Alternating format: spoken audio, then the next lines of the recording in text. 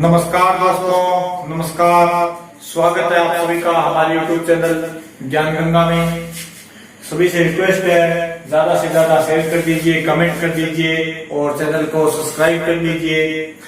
चलिए आज देखते हैं जनरल साइंस की एक सिंपल सी ट्रिक पीएच मान की। पीएच मान लगभग सभी एग्जामों में आते हैं, रेलवे वगैरह, एसएससी, जीडी सभी एग्जामों में आते रहते हैं जनरल साइंस के क्वेश्चन।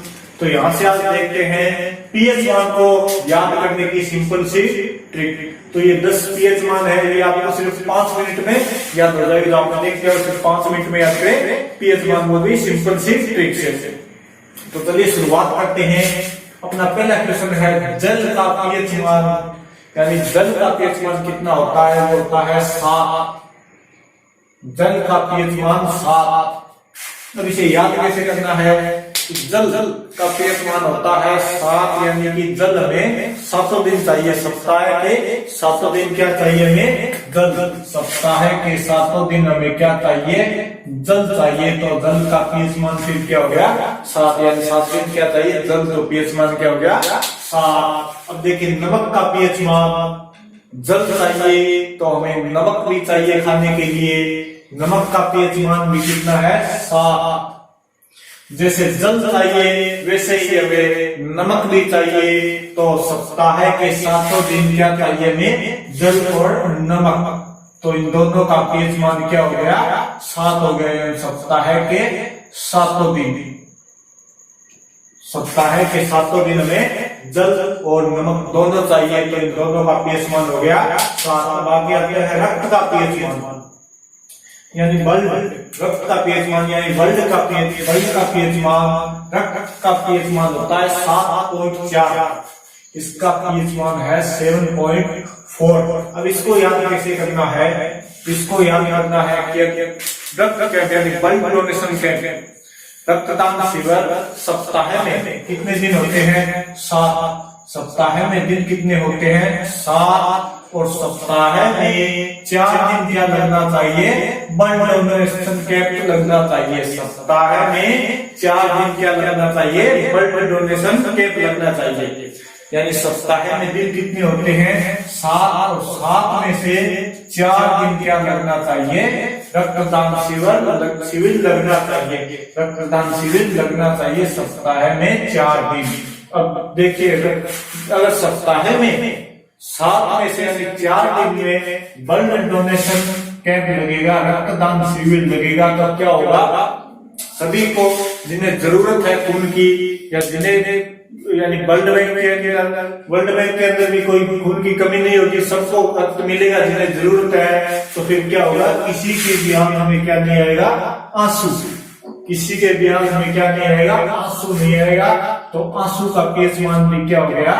7.4। रक्तदान शिविर सप्ताह में 4 दिन लगना चाहिए। अगर ये 4 दिन लगेगा सप्ताह में तो किसी के भी रक्त के लिए कोई दिक्कत नहीं होगी। तो किसी के आंख में क्या नहीं आएगा? आंसू।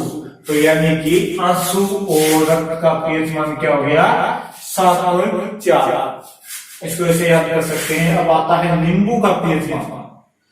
नींबू का पीएच मान है 2.4 यानी 2.4। नींबू का पीएच मान है 2.4। अब देखिए, अब हम लाने गए नींबू, बाजार से लाने गए नींबू और हमने लिए 10 रुपए के नींबू। अब 10 रुपए के नींबू कितने आते हैं? 2-4। 10 रुपए के नींबू आते हैं 2-4, यानी कि नींबू का पीएच मान हो गया 2.4। इसको 2.4 का क्या पढ़ेंगे? 2-4, यानी 10 रुपए के नींबू आते हैं 2-4। इसको याद रखने की सिंपल सी ट्रिक, 10 रुपए के नींबू लाने गए बाजार से और 10 रुपए के कितने नींबू आते हैं? 2-4 नींबू आते हैं, 2-4 ही आते हैं। आगे आता है दूध का पीएच मान। दूध का पीएच मान है 6.4, यानी कि 6.4 को हम क्या पढ़ेंगे? 64 पढ़ेंगे। 6.4 को हम पढ़ेंगे 64। और दूध का पीएच मान होता है ये है 6.4, यानी कि 64। तो दूध का भाव क्या है? 64 रुपए लीटर। दूध का भाव क्या है? 64 रुपए लीटर।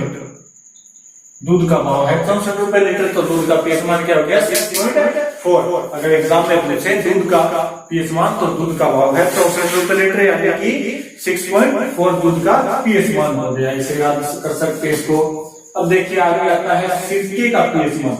सिरका जो अचार वगैरह में या कोई सब्जी वगैरह में डालते हैं सिरका, तो सिरके का पीएच मान कितना है, तो सिरके का पीएच मान होता है 3। सिरके का पीएच मान है 3। इसको याद कैसे करना है, सिरके के अंदर शब्द देखो कितने आ रहे हैं, सिरके के अंदर शब्द आ रहे हैं 3, तो इसका पीएच मान क्या हो गया फिर 3। सिरके के अंदर 3 शब्द आ रहे हैं, तो इसका पीएच मान हो गया 3। और ऐसे नहीं याद रखो तो यहाँ पर सिर, यहाँ पर आ रहा है सिर, यानी सिर दर्द कर रहा है, वो भी कितने घंटे से 3 घंटे से। सिर दर्द कर रहा है वो भी 3 घंटे से, ऐसे भी इसको याद कर सकते हैं। आगे आता है शराब का पीएच मान। शराब का पीएच मान ये है 2.8, 2.828। इसको क्या पढ़ेंगे 2.8, यानी शराब का पीएच मान क्या है 2.8। अब इसको याद कैसे करेंगे कि 2 बंदे हैं, 2 बंदे और वो सवेरे 8 बजे क्या हो जाते हैं, शराब पीना शुरू हो जाते हैं। इसको याद करने के लिए क्या है, 2 बंदे हैं और वो क्या करते हैं, सवेरे सुबह 8 बजे शराब पीने शुरू हो जाते हैं। 2 बंदे सुबह 8 बजे क्या शुरू हो जाते हैं, शराब पीना। तो शराब का पीएच मान हो गया 2.4। शराब का पीएच मान हो गया 2.4। अब देखिए समुद्री जल का पीएच मान 8.5, यानी 8.5 समुद्री जल का पीएच मान होता है 8.5। इसको याद कैसे करेंगे कि समुद्र, हमें क्या जाना है समुद्र के, हमें कहा जाना है समुद्र पे, हमें जाना है समुद्र पे, और समुद्र हमसे कितना दूर है 85 किलोमीटर। समुद्र हमसे कितना दूर है 85 किलोमीटर। ऐसे इसको याद करेंगे और वहां तक जाने के लिए क्या क्या चाहिए, जैसे रोड कितने 85, यानी समुद्र हमसे क्या कितना दूर है 85 किलोमीटर, और जाने के लिए कितने चाहिए 85 रुपए। तो समुद्री जल का पीएच मान हो गया 8.5 यानी 8.5। लास्ट क्वेश्चन है पीएच पैमाने का पता किसने लगाया, यानी पीएच स्केल होता है उनका निर्माण या पता उसका किसने लगाया, तो ये थे सोरेनसन। सोरेनसन ने इनका पता लगाया था या इसका निर्माण किया था। पीएच पैमाने का निर्माण किया था सोरेनसन ने।